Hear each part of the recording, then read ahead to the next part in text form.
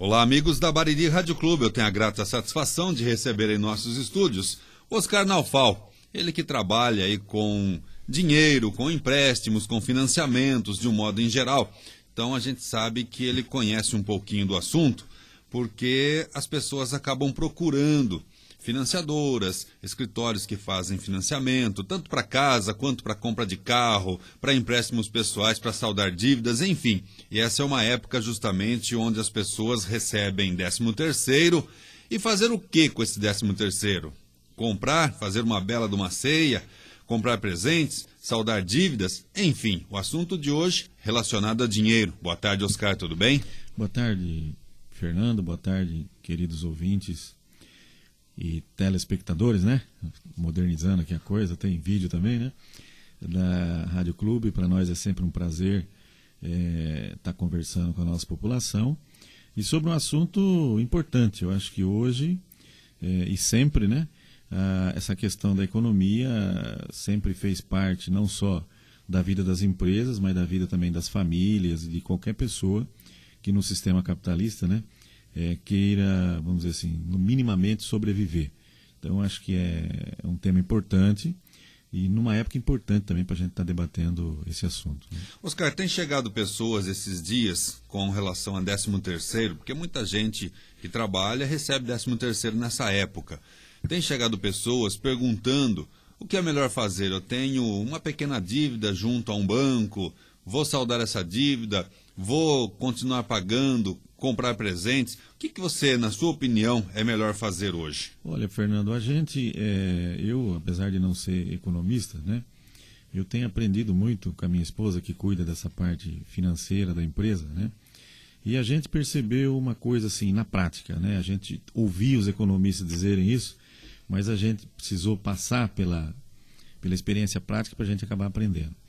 Quer dizer, qual o esforço que qualquer família ou empresa tem que fazer para sobreviver de maneira, vamos dizer assim, saudável, sem sobressaltos? Você teria que evitar de ter a sua renda mensal comprometida, né? Então, se você tem um empréstimo que você está pagando um X por mês, né? Se você puder se livrar dessa parcela, é importante, porque você vai ter, vamos dizer assim, uma disponibilidade maior, você vai estar mais preparado, vamos dizer assim, para os improvisos do dia a dia, e como tem improvisos, né? E como tem imprevistos. Então, eu acho que assim, os economistas recomendam que realmente, se você puder saldar, principalmente aquela dívida, se é uma dívida pequena, não está te apertando, sem problema.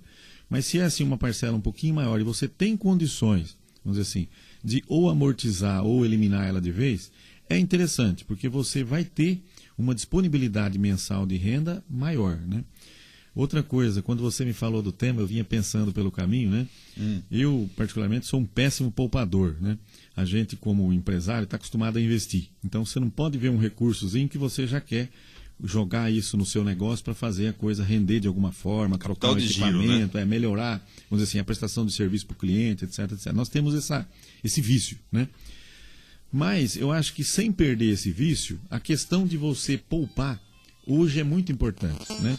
Às vezes eu demorei para entender essa questão da necessidade de você poupar. É importante, principalmente assim, e quanto menor é a empresa, principalmente na empresa, né? É importante você fazer essa reserva.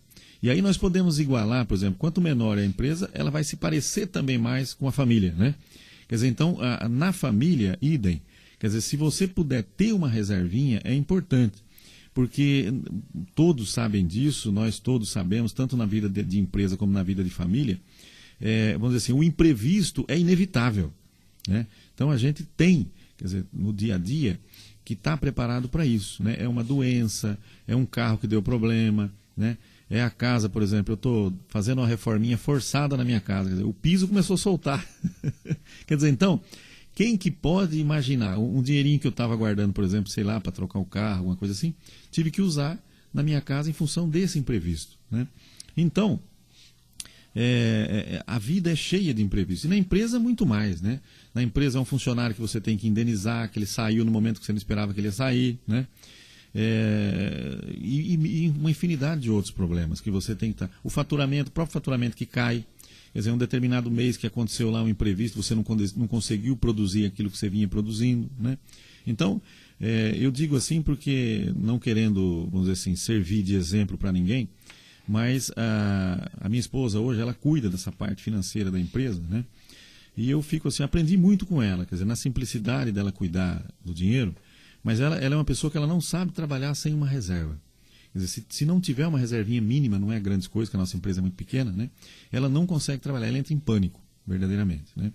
Então, quer dizer, e eu acabei me acostumando com isso. Então, hoje, a gente gasta o básico, do básico mesmo, né, na empresa. Nós temos, assim, vamos dizer assim, uma despesa mensal, a necessária, quer dizer, somente a necessária. A gente poderia, por exemplo, hoje ter assumido talvez uma prestação de um carro, ter um carro melhor e tudo mais.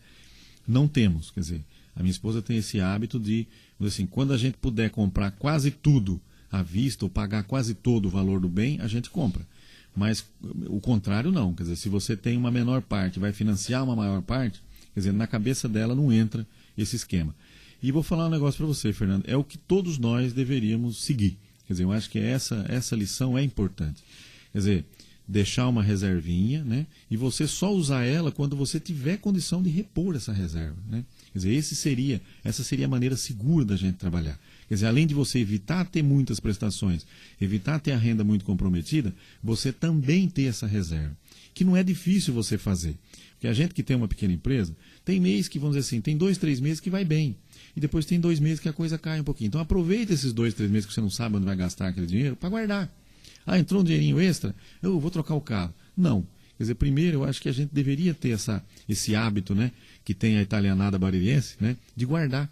Quer dizer, aqui em Bariri nós somos uma cidade com um grande número de poupadores. Por quê? Você pega, brinquei com exemplos italianos, mas os europeus, de uma maneira geral, eles passaram por dificuldades enormes, guerras, né, principalmente guerras, e outros problemas aí, terremoto, que nós no Brasil temos pouco disso, né? Quer dizer, então, o que acontece? Essas pessoas, a dificuldade ensinou elas a se preparar para a dificuldade, né? Para esse momento de dificuldade. Nós brasileiros, como aqui tudo é maravilha, samba, é carnaval, né? A gente leva uma vida muito improvisada. E por isso que muitas pessoas têm muitos problemas de inadimplência, inclusive eu já tive, né? Todos nós tivemos.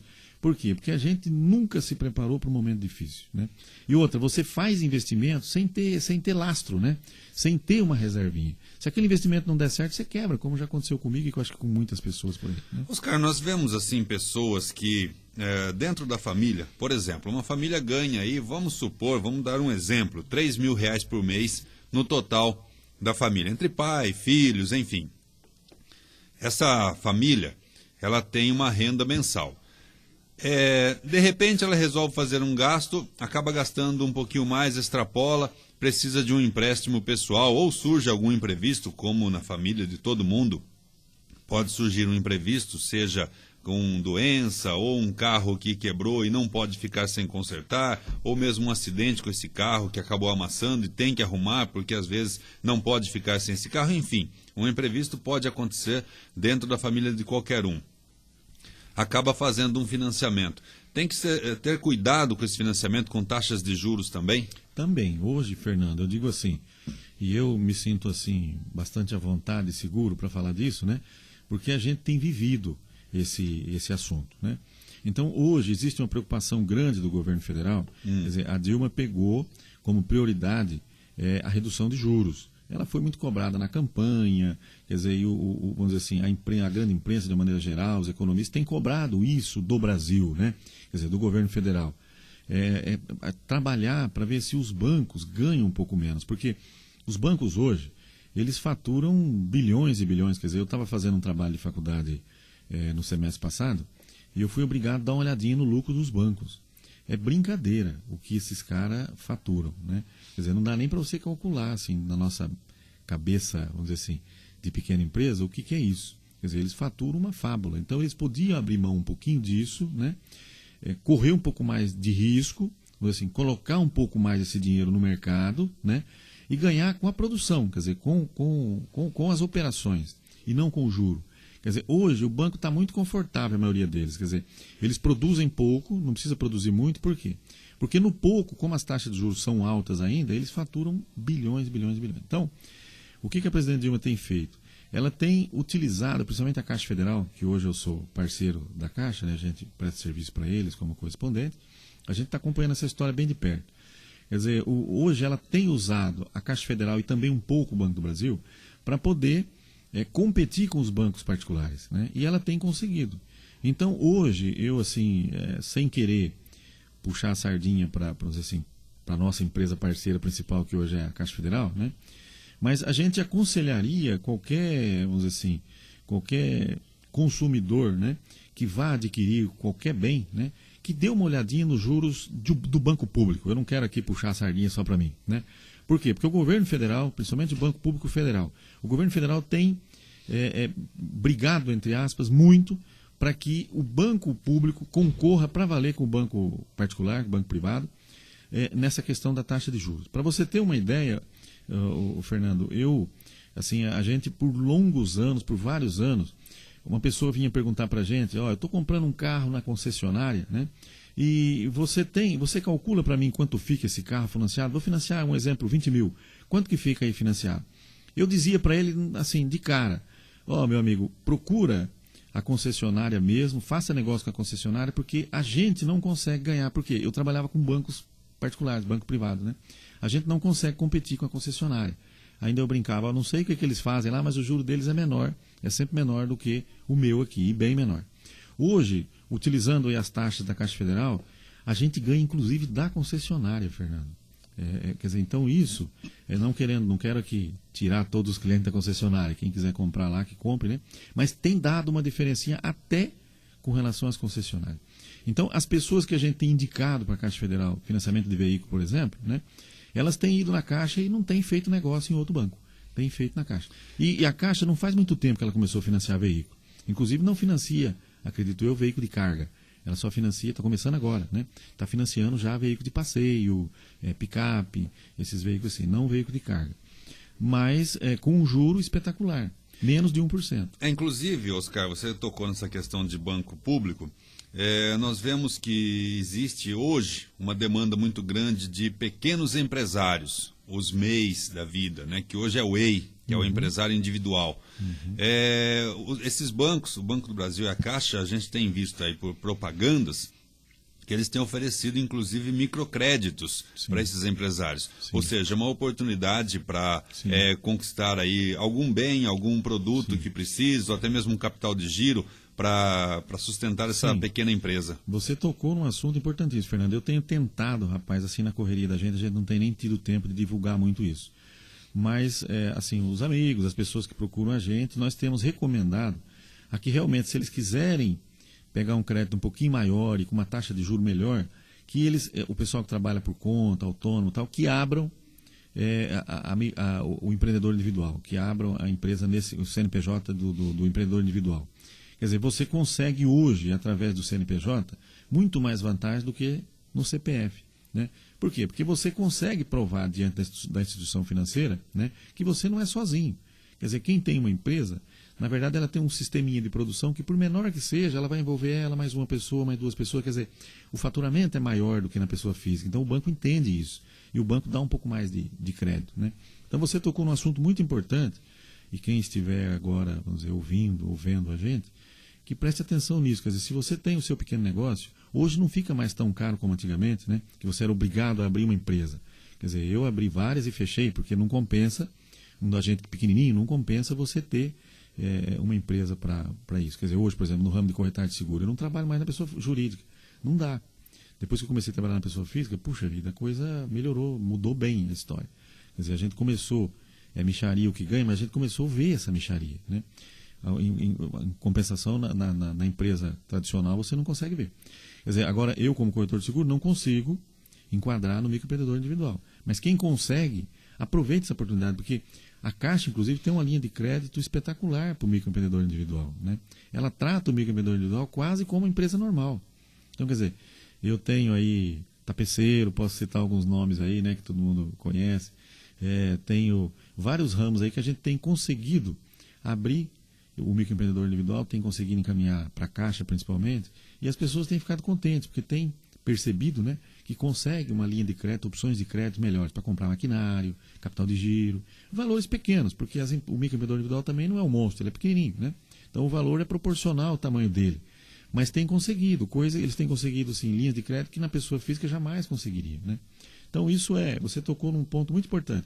Hoje é importante, inclusive o governo federal criou essa opção justamente para ter esse tratamento diferenciado, porque o cara que trabalha por conta, tem seu pequeno negócio, é um pintor, é um pedreiro, né? É um tapeceiro, etc, etc. Quer dizer, ele não tem condição de ter uma empresa normal, ele não arrecada para isso. Agora, com o microempreendedor individual, ele consegue sobreviver, né? Os caminhoneiros estão partindo para isso. Tem bastante assim, atividades de autônomos, né, que eles estão percebendo que é melhor trabalhar com o microempreendedor do que na pessoa física. Né? Até Na verdade, o pequeno empresário, o empreendedor individual, ele é uma empresa, ele tem um CNPJ, mas ele não tem uma necessidade, uma burocracia tão grande Sim. do que uma empresa, vamos dizer assim, de uma microempresa. Sim. Quer dizer, uma facilidade Sim. muito maior, não tem necessidade de livro caixa, Sim, quer dizer, tem uma sim. série de... o imposto é fixo, Sim. né? Tem um imposto porque bem baixo e fixo. Os governos já tinham criado no passado, né, e o Lula deu uma melhorada nisso, aquele esquema vamos dizer, do microempresário, do EPP, da EPP, Sim. etc. Mas eu digo uma coisa, Fernando, são pouquíssimas as empresas beneficiadas com esse tipo de tributação, né? Quer dizer, para você enquadrar no microempreendedor, não, no microempresário, né, como microempresa, quer dizer, para você enquadrar no simples, né, na tributação do simples, é a coisa mais difícil do mundo, não é? São pouquíssimas atividades que o governo estendeu para esse tipo de tributação. Então, com o microempreendedor individual, não. Quer dizer, não precisa abrir uma empresa mais como antigamente, ficar se matando para tentar achar uma forma mais conveniente de você ter uma tributação menor. O microempreendedor individual já é realmente totalmente diferenciado da pequena empresa, da microempresa, né? Ou, vamos dizer assim, melhor ainda o sistema de tributação do que o simples, né?